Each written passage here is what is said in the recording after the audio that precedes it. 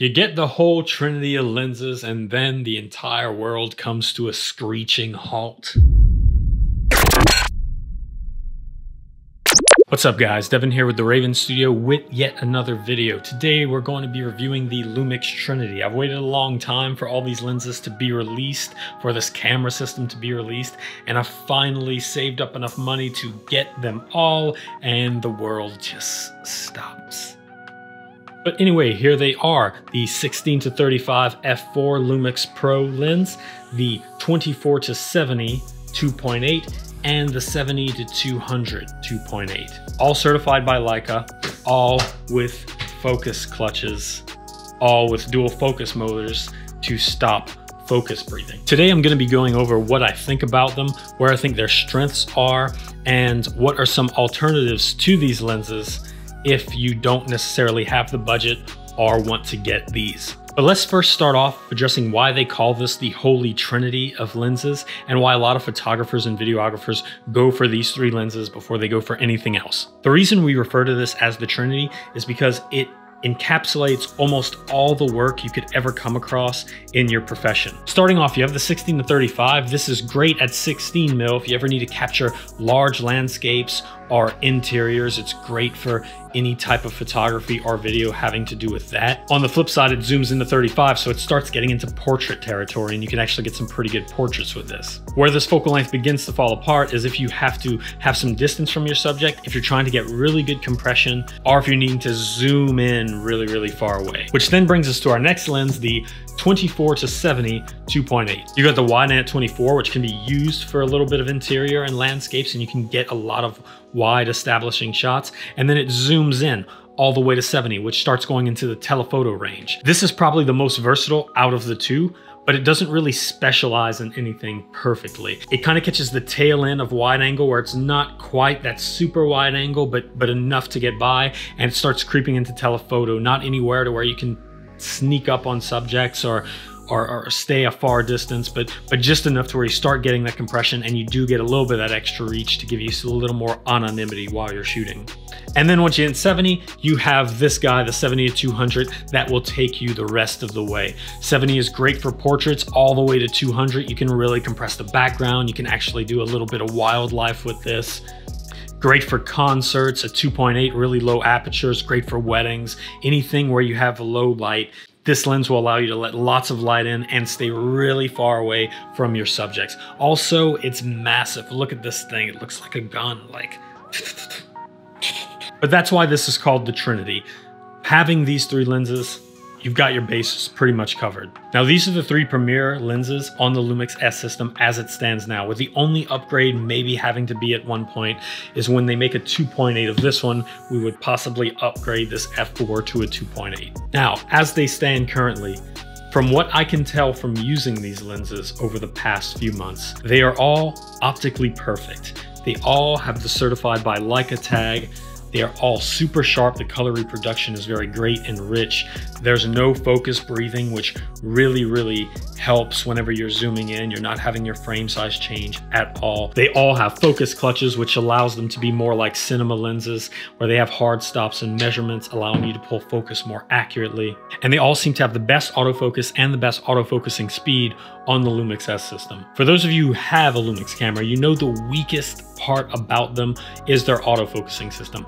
That's personally why I've chosen to go with these and not any alternatives, is because I actually am someone who values autofocus. It's lowest on the list of the things I value. I care a lot more about bitrate and IBIS before I care about autofocus, but autofocus is still pretty up there. That's why I kept everything as native as possible. Now, I will say, if you're someone who doesn't use autofocus, while I do think these are some of the most perfect lenses I've ever seen, especially at their price range, you can save yourself a lot of money by adapting some older Canon glass or Sigma glass or other lenses. Doing that's gonna save you a lot of money, while you'll probably just be sacrificing things like the focus clutch, the optic perfection of these lenses, and giving up autofocus, or at least the more advanced version of the autofocuses. The first lens we're going to start off with is the 16-35. It is the least expensive lens on this lineup, as well as being the lightest lens on this lineup. So this one stays on my camera fairly often. The Lumix S system is a pretty heavy system. So having a nice, easy light lens constantly stay on there is really helpful. It helps with the weight. You can get this for about $1,500. You can maybe find them renewed for a little bit less. I almost didn't have this lens just because I was getting really impatient on waiting for them to come out with it. I really like shooting landscapes, so not having a wide angle option was killing me for some time. But if you're someone who this isn't quite wide enough, or you just want to save a little bit of money, or you want a little bit of extra low light capability, I would recommend getting the Sigma 14-24 f2.8. That lens is about $100 cheaper, coming in at $1,400. It weighs about a third more than this, so anyone who knows Sigma knows that they make really big lenses because they like to have the corner sharpness be really, really sharp. So they make their lenses like overly big to compensate for that. And that lens is really nice. I've got to use it before. 14 is a good bit wider than 16. When you're getting to the edges of those focal lengths, you'd be surprised, but 2 millimeters makes a really, really big difference. Also, being able to drop down to 2.8 is really nice because you can actually get some really nice bokeh. And if you're doing anything in low light, this is actually a pretty good lens. If you had any interior rooms you needed to shoot and they didn't have much light in there, you'd be really wanting that extra stop of light. My problem with that lens, however, is because it bulbs in the front, you can't take off the lens hood. Not only does that make it more heavy than it needs to be, at the same time, you can't actually put a ND filter or any type of filters on the front. Now, it does have a square slot in the back where you could slide in filters, but I don't exactly know where to get those, and it seems like much more of a hassle to have to undo your lens to change different filters when I really like just having an ND filter that I can roll on here. Also, I've noticed with Sigma lenses, they are a little bit more noisy, and I don't know what it is. I have a Sigma 85 1.4, and while I love the quality of that lens, I do notice when I'm using the autofocus, whether it be single or continuous, not only is it loud, which is not great for video, but it hunts a little bit more. Not much, but it's just like a little bit more. And it's just not quite as accurate, not quite as smooth. And that's really my biggest gripe about the Sigma lenses I've tried so far. But if you're someone who primarily does photo and you're not bothered by the ability to not put like an ND on it or anything like that, well, then go for that lens. That lens is really good. Or if you're someone who wants the extra drop in low light, or if you just want that nice 14 mil focal length, then you really don't have any other places to go right now. That lens is kind of just a must-have. The second lens I debated subbing this for is the Canon Ef 16-35 f4. That lens runs $1,000. With the Sigma adapter, it's $250. But like I said, if you're someone who doesn't really rely or care about autofocus, that's probably a good way to go. Because once you have the Sigma adapter, it allows you to go on Canon's backlog or any EF backlog of glass and get any of that glass. The biggest cons with that adapter and with any adapted glass is on the Lumix S system as of current, it only works with single autofocus, which may be fine depending on what type of pictures you take. But if you're someone who's taking pictures with a lot of action and a lot of movement, having continual burst is going to net you much better results than having to refocus every single time. Also in video, it's not quite as accurate as one of the native lenses would be. It is about $250 cheaper even with the adapter than this lens is. That's probably the nicest thing about it. And then it also nets you the adapter, so it allows you to have a lot more flexibility in lenses you'd want to choose in the future.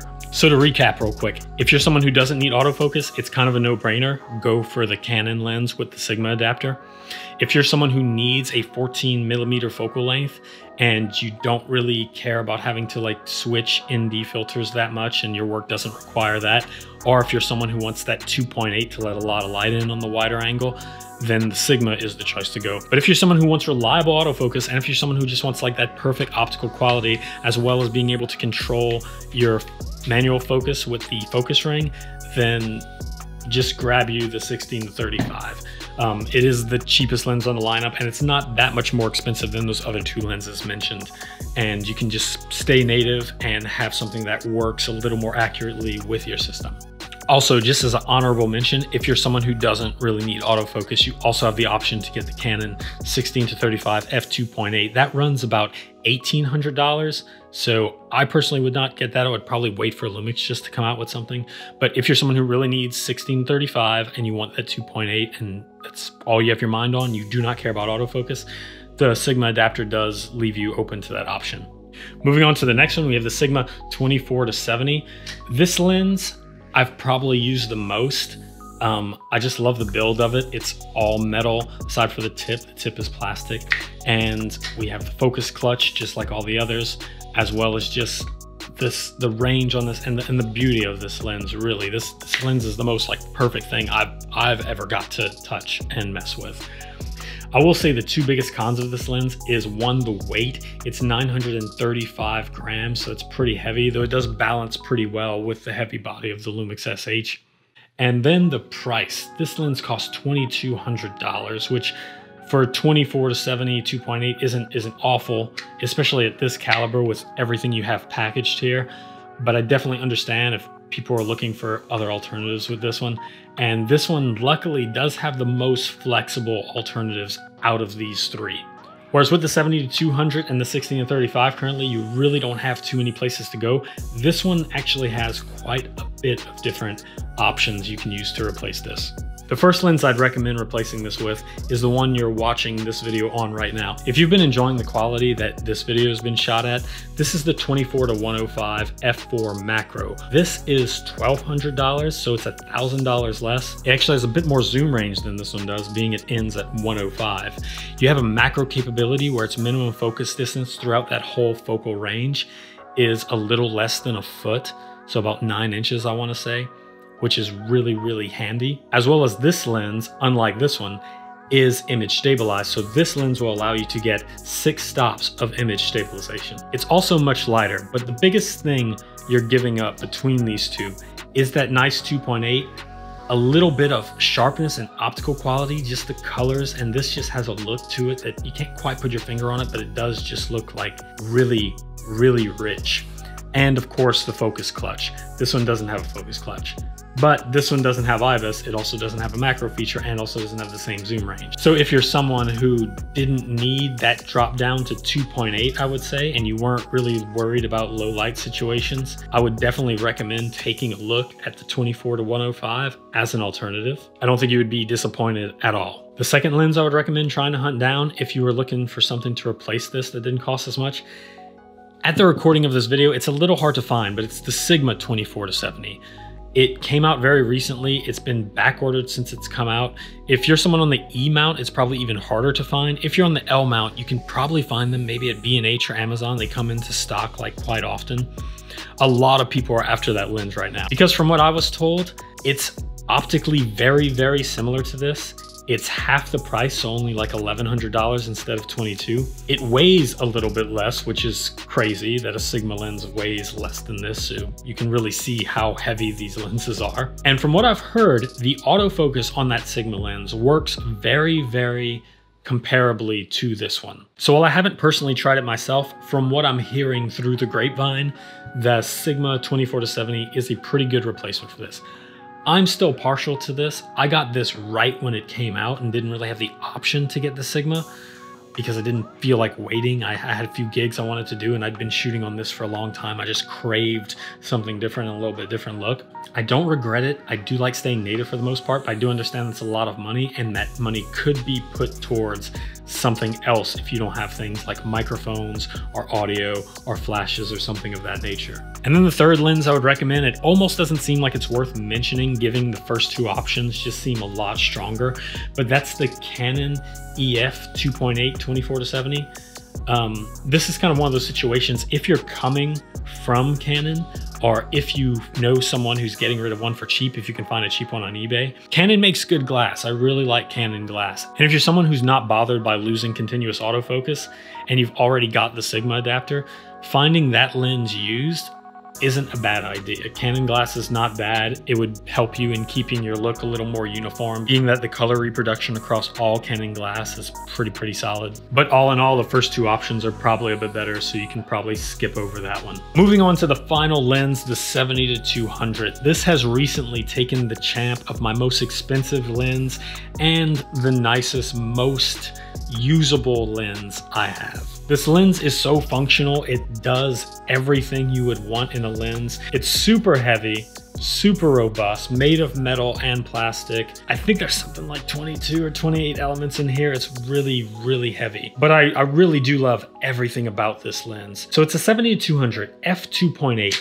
with a focus clutch, 3 programmable buttons around the front of the lens. Not 1, but 2 stops of image stabilization, giving you 7 stops of image stabilization when combined with a Lumix S camera. And a focus limiting switch, which will allow you to autofocus more accurately. You can switch it to 5 meter to infinity, which means it will never come back past 5 meters towards you, or you can switch it to full and have that full range if you're trying to catch things at multiple distances. The foot itself is really sturdy. It's got a tripod mount, so you can mount the lens instead of the camera body. The camera body would just sit here because the lens is that heavy. The lens foot is really easily removed. You just twist it, pull up, and it comes off. I love that. Makes it a little more lightweight, makes it a little easier to travel with. And if you don't plan on using it on a tripod, you might as well take this off and save yourself some weight. This is the latest addition to my kit, and it's really hard to recommend anything other than this because I am just so pleased with this lens. The first alternative is a no-brainer. If you don't need that 2.8 and you want to save yourself a little bit of weight and a little bit of money, I would definitely go with the 70-200 f4 version of this. It's also really nice. I've used it before. I rented it for a wedding. It takes really great images. All you're losing is that step of light. I do notice this one autofocuses a little bit better than that one. I don't know if it was just some glitches in the tests I was running, maybe because the 2.8 can see a little better in the dark, but also this lens is a bit noticeably sharper. There's also just less things like fringing. This lens just improved on everything that the 70-200 f4 didn't. Now, as far as optics, I am pixel peeping when I talk about that stuff. I don't have any direct images to compare side by side. I'd love to have my hands on both the lenses at the same time and take pictures of the same thing, but I don't have that. I can say you won't be disappointed with either one. Moving on to my second alternative, that would be the Canon 70-200 f2.8 with the Sigma adapter. That lens runs about $1,800. You can probably find it even cheaper used, especially if you go with one of the older generations, not the 3, like the 2 or the 1. You will need the Sigma adapter, though if you've committed to the Sigma adapter at this point, it's really gaining you a lot of value. It weighs just about as much as this lens. I think it weighs a little bit less, not much. But if you've already committed to the rest of the Canon glass lineup with your Lumix S1 or S1H or S1R, then this one will be right at home. You're gonna have the same little like quirk to it to where you can only use single autofocus.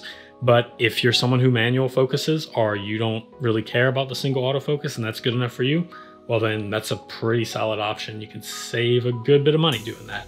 And then the third option, and this one saves a ton of money, that is the Sigma 70-200 2.8. I don't know exactly why, but that lens is $1,250 new, which is kind of insane. You've got a few options too. You can get an EF mount or the Sigma SA mount, which if this is the only lens you're substituting, the Sigma SA mount is actually $160. So that brings the cost down with the adapter even less. But if you have the Sigma EF adapter already, then no brainer, go with the one that's mounted for that. You're gonna be crippled in the same way like the Canon. You're gonna have the single autofocus only, no continuous.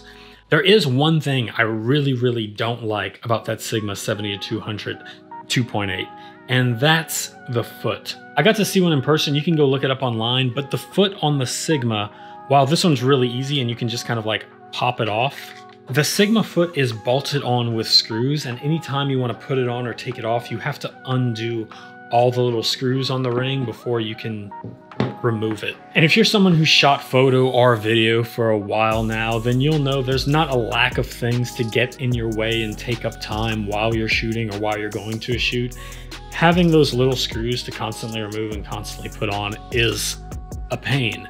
Maybe it's because I run and gun. I typically need to be really fast with everything. I definitely don't have time to be taking off a tripod foot with a bunch of screws lying around and stuff like that. That being said, if you get that lens, you save over $1,000, and that might be worth it. I think me personally, I've just reached a point in my career where I'm kind of sick of buying band-aids that I feel like I have to replace later. And I'm looking now for more permanent solutions. And I kind of just want the best thing and the perfect quality image, and just trying to figure out what's the quickest way from point A to point B. What of my gear is going to work for me and make my life easier rather than harder. And for that reason, I'd probably skip the Sigma. But for that same reason, I'd probably skip the Canon as well. See, I'm not sure exactly what you do with your business.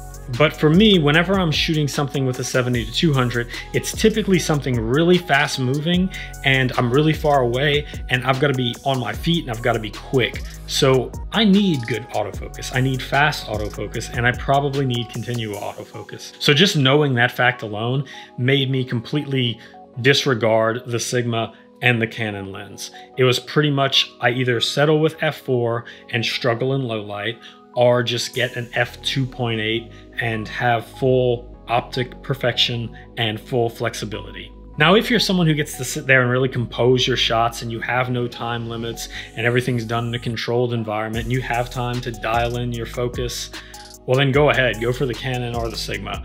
Like, more power to you. Just with my run and gun style, those don't fly, and that's pretty much why I'm on a full line of Lumix lenses. One quick thing I do want to mention that I noticed after I bought this whole lineup is both of these are 82 size filter threads, and this one's a 77. So all you need to do is buy one step-up ring, a 77 to 82 for this guy, and then you only need one filter and you can cover all of these lenses, which really helps when you want to invest in a really expensive like Polar Pro filter.